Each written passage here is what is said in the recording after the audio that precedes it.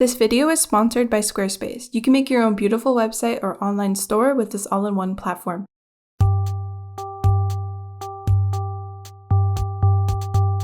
Hi everyone, so in this video I want to talk about how you can sketch more freely. And this seems like a common problem with artists. It seems like a lot of artists struggle with using their sketchbooks freely. It's something I hear a lot in my comment sections, and it's just something I see a lot on like other videos and other posts.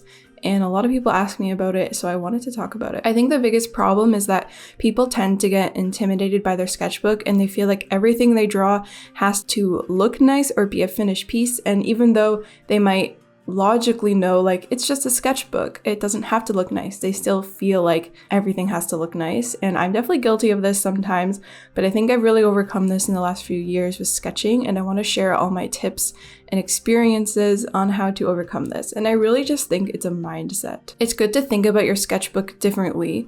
It's not really a place to like display art and to like have nice looking art. It's a place to explore. You get to try out drawing new things you've never drawn before, using new media, practicing your mark making. There's tons of pages in it for a reason. It's for all of your explorations. And if things end up looking nice, that's a win-win. I do like having a nice looking sketchbook, but it doesn't have to be that way. And I think if you have that attitude, it will look nice anyway because you're looser and more free with your sketches. And I think when people are more free when they're drawing, it does end up looking nicer. But that's not the point. So I want to talk about the specific reasons why I think people get intimidated with their sketchbooks and ways to overcome it. But first, I do want to say that every artist uses their sketchbook differently. There's no right or wrong way to sketch. So if you hear me say like your sketchbook isn't for finished pieces, that doesn't mean you can't do finished pieces in your sketchbook. I do that too sometimes. Sometimes it's just more comfortable to do a finished drawing in your sketchbook and not get intimidated by like a giant piece of paper that's separate and you have to mask it off with tape and all that. Sometimes it's just easier to do that in your sketchbook, and every page can be that way if you want it to be. I'm just talking about this specific type of sketching. It's for people who want to sketch more freely, not worry about their sketchbook always looking nice, that kind of thing. And I think it's totally valid to sketch different ways depending on the day. Like, just go with your gut and your mood and what you want to do in your sketchbook. One day you might want to do a finished painting. Sometimes it's just easier to do that in your sketchbook because you're used to the paper, it's portable, it's less intimidating. I do this a lot too. And it's kind of more fun to make art in a contained booklet. It's like a little collection. But some days you might want to do your worst doodles you've ever done, and that's okay too. And honestly, sometimes I think terrible chicken scratch doodles can be really interesting to see, especially if they're from like you generating ideas and trying to come up with things.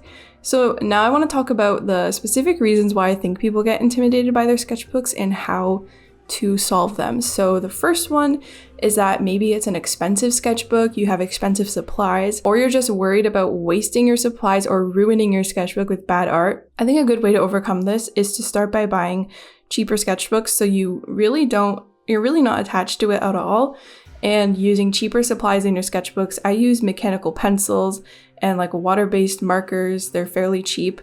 And also just think about how many pages are in your sketchbook. There's a lot. There's usually like 60 to 100, maybe more pages in a sketchbook. And if you waste one or two, like it's really not that big of a deal and you're not wasting it. Like that's what your sketchbook is for. It's for you to figure things out.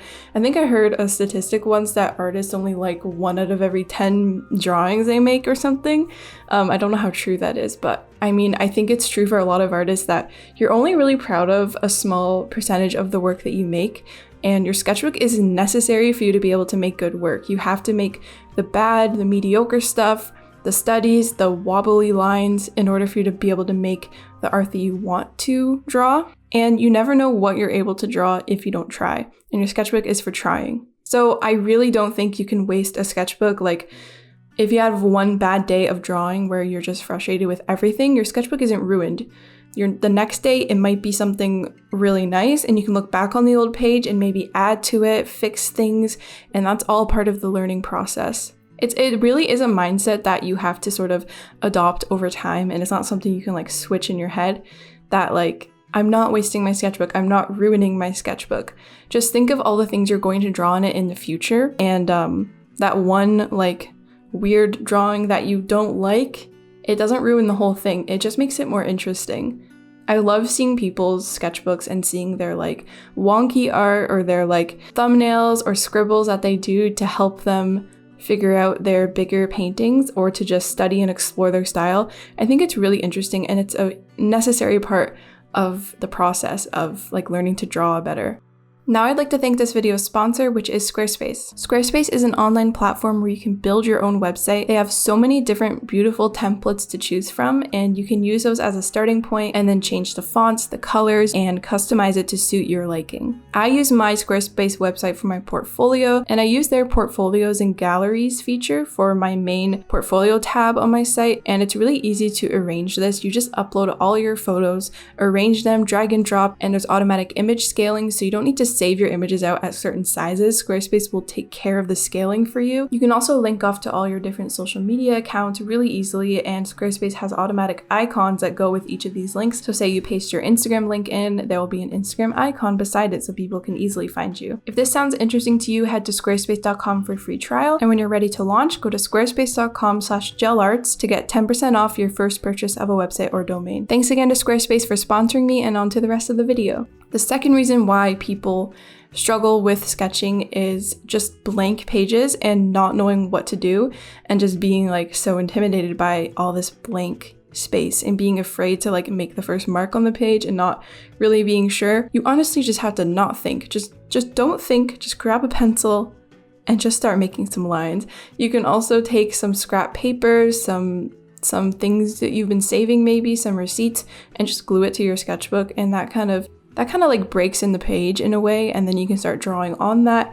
I always forget that I can do that, and I really want to do it more because I think it's a really interesting way to sketch and to just like have more variety in your sketchbook. You can also start off by drawing something really easy that you've drawn 100 times. It's okay to draw the same thing over and over. That's totally fine. I do that a lot. The amount of frogs that are in my sketchbook is like, there are so many. It's because I'm always trying to figure out like the cutest possible way to draw a frog. So when I don't know what to draw, I'm like, I'm just gonna draw cute frogs. Let's try to figure out how to draw really cute frogs. And I do that a lot. And then I'm like, okay, I'm done with frogs. Let's draw something else. And then I'll do like a portrait study, and then I'll draw some animals, and then I'll like think of some ideas. And then before you know it, you filled the page. You can also test out new supplies in your sketchbook and then draw over top of those swatches, and it's like a cool way to layer your sketches. I really like layering things. It helps you be like less precious with the blank page and trying to like preserve areas. You want to take up space in your sketchbook. Just like spread out. Like you don't need to be small in your sketchbook. You can use as much of the space as you want for a drawing. And try not to think of it as a void of blank pages that need to be filled, and think of it as like endless possibilities and space for you to do whatever you want. It's there for you. It's your space. And once you start to fill up the page, it's really fun to go back and add more and fill it up even more, and then you've used up a whole page in your sketchbook. Another reason why people struggle with sketching is some days you just can't draw and nothing is coming out right, and like you literally just can't draw. That happens to me sometimes, and it's either one of two things. I'm either not warmed up, which I will talk about in a bit. Being warmed up is very important. Or it's just a bad drawing day. You're in a bad mood. You can't focus. And in that case, I would probably just try to step away, because otherwise you're going to get really frustrated. I find the days where I'm most happy sketching and where things turn out the way I want them to turn out is when I'm spontaneous about it and I decide, you know what, I really feel like sketching right now. And I just grab my sketchbook and pick up a couple of random pens and start doodling. And I just get like carried away, and it's really fun. But the days where I decide I'm going to sit down and I'm going to draw now, and I get all my supplies out, and then everything's just kind of like not coming together, I'm not really feeling it. So yeah, I find like planning out that I'm going to draw now sometimes doesn't work out as well if I'm just spontaneous about it, but you can't control being spontaneous, and sometimes you do need to set time aside for sketching. And if you can't really get in the zone, I think it's really important to make sure you're warmed up and understand how long it takes you to be warmed up. I've noticed a lot recently that it takes me like 10 to 15 minutes to become completely warmed up. So that means when I start to draw, I'm a little bit like wonky. I can't quite draw the forms properly. I'm like stiff. I don't really know what I'm doing. But then after about 10, 15, 20 minutes, I feel a little bit more loose and I can draw better.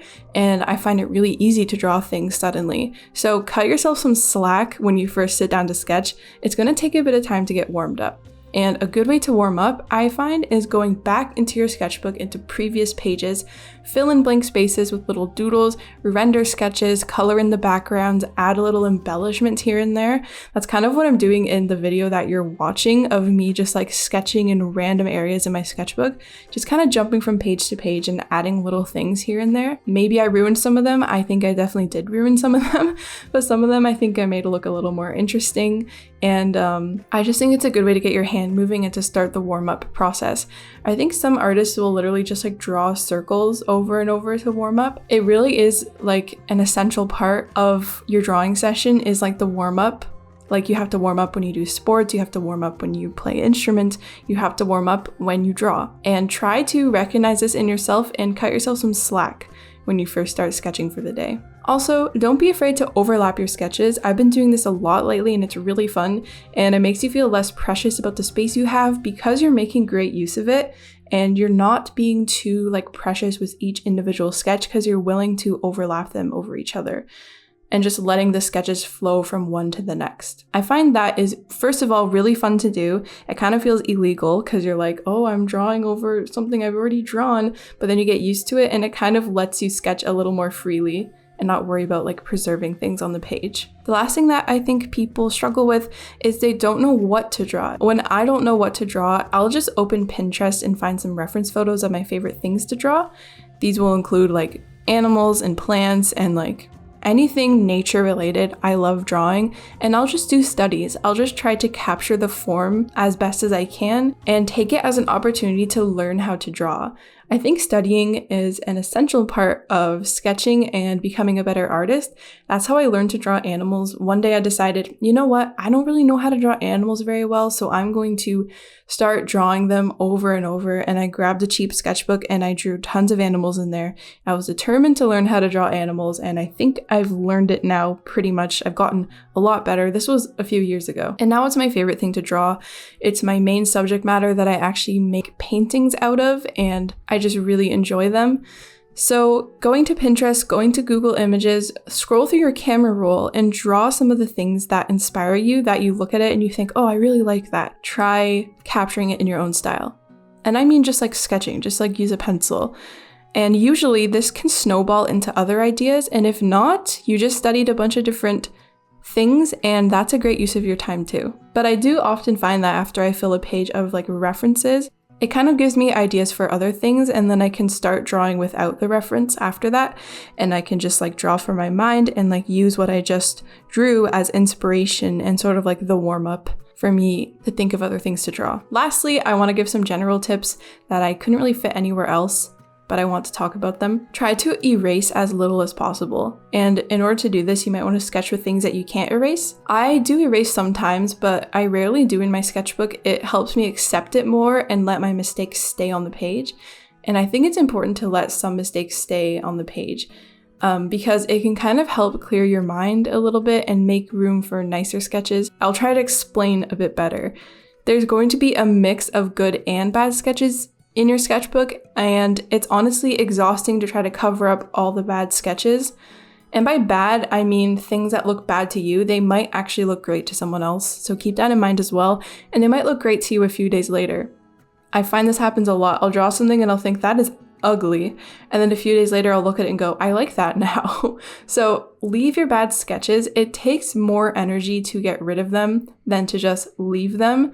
And it can just be a waste of your mental and physical energy. And it's also just like a good mindset to have, to be less precious with your sketchbooks and be more free with them, to just let the mistakes stay. You can fix some of them, but you don't have to be so perfectionistic about it. My final tip is you might find one day you're on a roll, you're sketching so well, you're enjoying it, it's so much fun. Try to sketch as much as you can when you're in those really good moods and make use of that good day of art, because those can be rare and they're really, really fun when it happens. And I find that happens for me when I haven't drawn in a while and I'm just itching to get in my sketchbook and then I draw a whole bunch of things and it's really fun. I really hope this video helped you find some ways to draw more freely and sketch more freely in your sketchbook. It's really just a place for you to explore your style and explore drawing and try to figure new things out and learn how to draw things better. They're also nice little time capsules to look back and see your progress. So it's good to leave your mistakes because as you go, you might see less and less of them. And it's so fun having a little collection of finished sketchbooks. If you can get through the whole sketchbook, it's honestly the best feeling. So I wish you luck with your sketching journey, and let me know some of your tips for sketching freely or some of the things that you struggle with, and maybe me or some other people in the comments can try to assist you, and we can all learn to sketch more freely together. So thank you so much for watching, and I'll see you in my next video.